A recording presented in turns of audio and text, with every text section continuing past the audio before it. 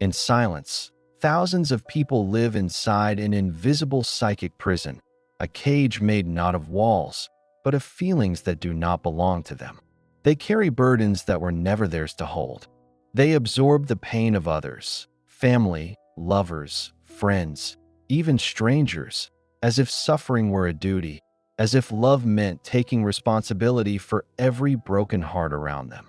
At first glance, it looks noble. It looks like empathy. It even feels sacred, the act of feeling deeply for others, of wanting to heal what is wounded. But beneath this quiet devotion lies something far darker. Something Carl Gustav Jung described as one of the most dangerous traps of the unconscious, the wounded healer complex. Jung observed that many people who seem endlessly compassionate are, in truth, running from their own pain. Their kindness is not always born from love, but from fear of their own inner wounds. They become human sponges, soaking up the suffering of others to avoid confronting the emptiness within. Helping becomes an anesthetic, a drug that numbs the ache of their unhealed past. They do not realize that each act of saving is also a form of self-escape. The more they heal others, the less they must look at themselves. Over time, this pattern becomes an identity. They call it empathy, but it is really emotional confusion, a merging of self and others so complete that they no longer know where their pain ends and another's begins. They mistake exhaustion for compassion, dependency for love, and slowly, they lose the boundaries that hold the soul together. They become tired, resentful, and silently broken, martyrs of invisible wars, bleeding for those who never asked them to. Jung understood that this compulsion to carry others' pain is not a sign of strength. It is a symptom of an unhealed heart. To free oneself from it requires more than kindness. It requires courage. The courage to face your own wounds. The courage to say, "This pain is not mine." Because when you stop carrying what was never yours, everything begins to change. Your energy, your relationships, and most importantly, your sense of who you truly are. Carl Jung once observed that the impulse to constantly heal others often hides a deeper wound, one that was never given the chance to heal in childhood. Behind the endless desire to help, to fix, to rescue, lies a silent story of a child who had to grow up too soon. A child who, instead of being cared for, learned to care for everyone else. A child who realized early on that love must be earned, through usefulness, through sacrifice, through the quiet art of keeping the peace. In homes marked by emotional instability, anger, or silence, children learn a dangerous lesson, that their worth depends on how much they can soothe others. When a parent is sad, the child becomes the comforter. When the house is tense, they become the peacemaker. They develop a sixth sense for moods. They feel storms before they happen, and their tiny hearts begin to organize themselves around the emotional needs of adults. Jung called this adaptation the auxiliary ego, a false self created to survive chaos. It's not the child's true identity, but a mask, a role shaped by the unconscious belief that if I can keep everyone else okay, maybe I'll be safe. As the years pass, this pattern becomes invisible. That child grows into an adult who seems mature, responsible, endlessly empathetic. But beneath their calm smile lives a deep exhaustion. They are always alert, scanning for the pain of others, ready to help, ready to fix. They call it empathy, but Jung saw it as false empathy, a psychic reflex built from fear, not love. It is not the soul's response to compassion, but the nervous system's response to danger. The helper is not helping to heal others. They are helping to survive themselves. This false empathy is seductive because it feels moral. Society praises the selfless, the giving, the endlessly understanding. But Jung understood that when compassion becomes compulsive, it is no longer love, it is avoidance. The wounded healer unconsciously seeks pain in others because that pain feels familiar. It is the echo of their own unhealed suffering, disguised as kindness. They are drawn to brokenness because, deep inside, they still believe that healing others might finally heal them, but this never works. The more they save, the emptier they feel. The more they help, the more invisible they become. Because the one person they cannot seem to save is themselves. Their inner child still waits in silence, unseen and uncared for, while the adult version keeps rescuing the world. Jung taught that to begin true healing, this pattern must be reversed. The wounded healer must stop seeking salvation in others and turn inward toward the very pain they've avoided all their lives. Only by facing their own wounds can they begin to separate real empathy from false empathy, love from fear, and care from compulsion. It is in this confrontation, terrifying yet liberating, that the healer stops rescuing others and finally begins to rescue themselves. When two souls merge without boundaries, it feels, at first, like closeness, like intimacy, like devotion. You feel another's joy as your own, their sadness as your responsibility. You begin to live inside their emotional climate, adjusting your moods to theirs, your peace to their chaos. It feels like love. It looks like care. But Carl Jung warned that this kind of union is not love. It is fusion. And fusion is the death of individuality. Jung saw emotional fusion as one of the most dangerous psychic states, a regression to a primitive level of consciousness where the boundary between I and you dissolves. In this fusion, empathy transforms into entanglement. The self becomes porous, absorbing everything around it: anger, fear, despair, guilt. You begin to live as if your inner world were an extension of someone else's. Their moods shape your reality. Their pain dictates your peace. And slowly, the distinction between compassion and captivity disappears. This is the root of psychic codependence, a dynamic Jung described as a mutual unconscious contract between the savior and the saved. One needs to rescue. The other needs to be rescued. It's a partnership built not on love, but on avoidance. The savior avoids their own emptiness by pouring all energy into others. The saved avoids responsibility by depending on someone who will never let them fall. Both feel needed. Both feel important.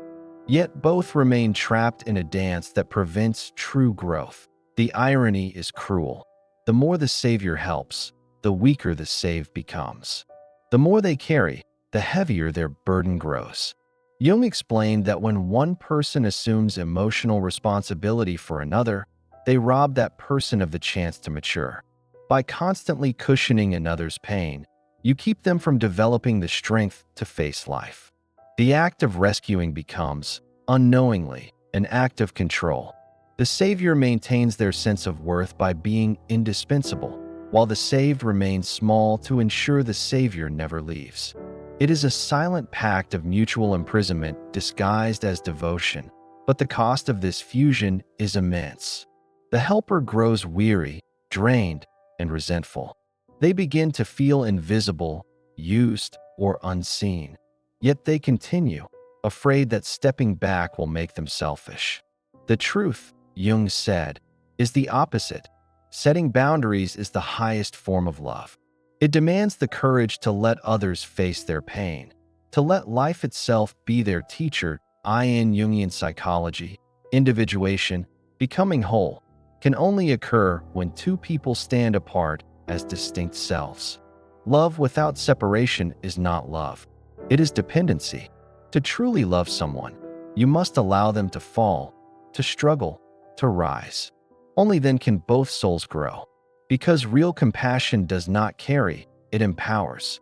It does not fuse, it frees. When you understand this, you begin to see that the act of letting go is not abandonment. It is the most sacred form of respect for the other and for yourself. Breaking free from the compulsion to carry others' pain does not mean becoming cold, selfish, or distant. In truth, it means becoming whole. Carl Jung called this sacred process conscious differentiation. the ability to remain fully present with another's suffering without losing your own center. It is the moment when empathy matures into awareness, when compassion no longer means drowning in someone else's emotions, but standing beside them, grounded in your own soul. For most people, this shift feels like betrayal. After years, sometimes decades, of emotional fusion, learning to separate what is yours from what is not can feel cruel. The savior feels guilt. The dependent feels abandoned. But Jung reminded us that growth always begins with separation. Without it, there can be no individuation, no emergence of the true self. You cannot awaken to who you are while living as a reflection of another. Conscious differentiation begins with one radical question: whose pain am I carrying? It sounds simple, but it shakes the foundation of false empathy. Because the moment you ask it honestly, you begin to see how much of your emotional life has been borrowed.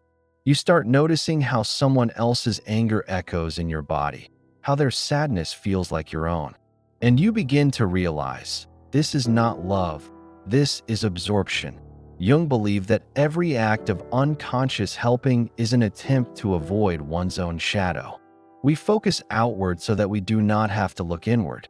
True healing, however, demands that we turn back toward ourselves, toward the wounds we once tried to escape through others. This is the essence of psychological maturity, learning to sit with your own pain without projecting it, to hold another's suffering without letting it consume you. Conscious differentiation is not detachment. It is clarity. It is the awareness that I am here with you, but I am not you. It means loving without dissolving, helping without collapsing, listening without absorbing. It's the quiet strength of standing beside another person's fire without burning your own skin. And this strength is not built overnight. It grows through constant self-observation, through moments of stillness where you return to yourself after being pulled into someone else's storm. It grows when you learn to pause before rescuing, when you learn to breathe before reacting, when you learn to let silence exist without rushing to fix it. Jung taught that only when we become inwardly solid can we form true relationships. Two whole people can meet in honesty, not in need. Love, then, becomes a bridge, not a chain. It connects without confining, supports without suffocating. In the path toward wholeness, differentiation is the door. Once you walk through it, you begin to feel something unfamiliar yet deeply sacred, the peace of belonging to yourself. And from that place, you finally discover what real compassion is, not the act of carrying another's pain, but the presence that allows them to carry their own. When a person finally stops absorbing the pain of others, something profound begins to unfold. It does not happen in silence or harmony. It begins in chaos. Because when you change the emotional rhythm of your life, every relationship built on your old patterns begins to tremble. Those who were used to your constant availability will feel the absence. Those who relied on your endless empathy will feel the loss of control. They may call you cold, selfish, detached. But beneath their accusations lies the shock of something new. You have stepped out of the role they unconsciously assigned you, the savior, the caretaker, the emotional anchor of their world. Carl Jung understood that this moment of rupture is not destruction. It is revelation. The system that begins to collapse was never built on love. It was built on need. And need is a fragile foundation. When you stop carrying others' pain, you no longer feed the cycle of dependency that kept both of you small. You no longer participate in the unspoken agreement that your worth is measured by how much suffering you can hold. This is not abandonment. It is truth. It is the moment when false relationships die so that real ones can be born. Liberation feels strange at first. The silence that follows can be unsettling. After years of emotional noise, constant crises, endless rescues, subtle guilt, the stillness feels almost empty. But it is not emptiness. It is space. Space for your own feelings, your own needs, your own existence. You begin to rediscover what peace feels like when it's not tied to someone else's healing. You start to experience solitude without loneliness, rest without guilt, and love without exhaustion. As this new identity forms, something else happens. Your perception of relationships changes completely. You begin to see clearly who loved you for who you are, and who only loved your usefulness. The friendships that survive this transformation are those rooted in mutual respect and growth. The ones that fall apart reveal their true nature. They were never based on connection, only on dependency. Jung believed that such collapse is necessary, even sacred. It is the psyche's way of clearing the ground so that genuine bonds can emerge. True relationships do not demand your constant sacrifice. They do not require you to shrink, to silence your needs, or to carry pain that was never yours. They allow both souls to stand whole and free, each responsible for their own emotions, each capable of supporting the other without dissolving into them. Liberation, then, is not just about saying no to others. It is about saying yes to yourself. It is about reclaiming the right to exist as an autonomous being with clear boundaries and authentic presence. When you stop carrying what is not yours, life becomes lighter, relationships become truer, and your energy returns to where it belongs, within you. This is not the end of love. It is the rebirth of it. When a person finally stops absorbing the pain of others, something profound begins to unfold. It does not happen in silence or harmony. It begins in chaos. Because when you change the emotional rhythm of your life, every relationship built on your old patterns begins to tremble. Those who were used to your constant availability will feel the absence. Those who relied on your endless empathy will feel the loss of control. They may call you cold, selfish, detached. But beneath their accusations lies the shock of something new.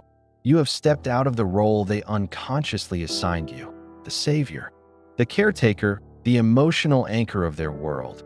Carl Jung understood that this moment of rupture is not destruction. It is revelation. The system that begins to collapse was never built on love. It was built on need. And need is a fragile foundation. When you stop carrying others' pain, you no longer feed the cycle of dependency that kept both of you small. You no longer participate in the unspoken agreement that your worth is measured by how, when you stop carrying the pain of others, the world around you begins to transform. At first, this transformation is unsettling. The silence feels foreign, the distance unfamiliar. For so long, you measured your worth by how much you could hold for others. Now, without those burdens, you may not know who you are. But in this quiet space, something sacred begins to emerge. Your true self, unfiltered by the needs of others, untouched by the constant weight of emotional fusion. This is the beginning of wholeness. Carl Jung taught that the path toward individuation, becoming who you truly are, is not about separation from love, but about purification of it. Real love cannot exist without boundaries. True compassion does not mean carrying another's cross. It means standing beside them with presence and respect, allowing them to face their own suffering. Jung believed that this form of compassion, born from inner strength, is the highest expression of the human spirit. It is love without control, empathy without exhaustion, care without self-erasure. In this new way of being, relationships begin to breathe again. You no longer need to prove your value through self-sacrifice. You no longer confuse being needed with being loved. The people who stay in your life are no longer drawn to your wounds, but to your wholeness. You attract those who understand that love is not rescue, it is recognition. They see you as you are, not as what you can give. And you, in turn, see others not as projects to fix, but as souls walking their own sacred path. This is what Jung meant when he said that true compassion requires strength. It is easy to lose yourself in the pain of others. It takes courage to remain yourself in their presence. The wholeness of compassion is not soft. It is steady, rooted, clear. It does not rush to save. It listens. It does not absorb. It witnesses. It does not control. It trusts. When you finally reach this place, you realize that suffering, both yours and others, was never the enemy. It was the teacher. It was the mirror that led you to understand your own depths. You see now that your task was never to save anyone, but to become so whole that your presence itself becomes healing. Not through words or effort, but through the quiet power of authenticity. And so, the wounded healer becomes the healed one. The savior becomes the self. You learn that the most profound act of love you can offer the world is to live as yourself, fully, freely, and without apology. You no longer carry others to prove your worth. You walk beside them, heart open, soul intact, because in the end, as Jung revealed, salvation is not found in saving others. It is found in remembering who you are. When you become whole, your very being becomes an invitation for others to do the same. That is the power of real compassion. That is the freedom of an unburdened soul that much suffering you can hold. This is not abandonment. It is truth. It is the moment when false relationships die, so that real ones can be born. Liberation feels strange at first. The silence that follows can be unsettling.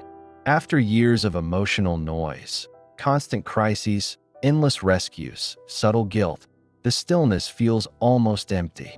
But it is not emptiness. It is space. Space for your own feelings, your own needs, your own existence.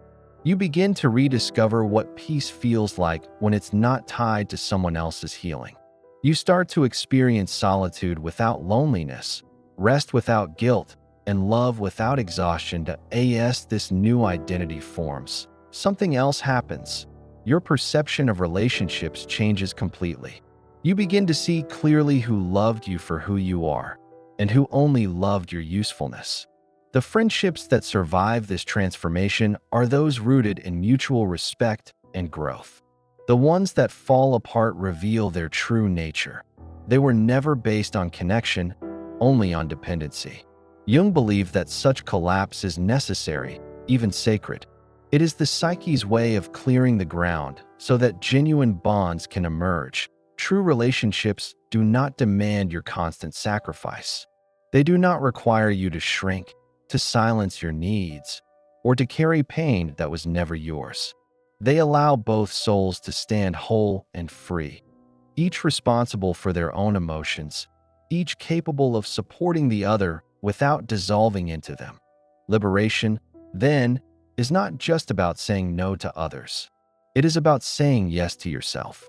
It is about reclaiming the right to exist as an autonomous being with clear boundaries and authentic presence.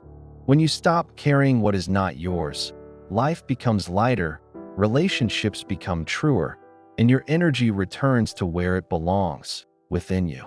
This is not the end of love. It is the rebirth of it.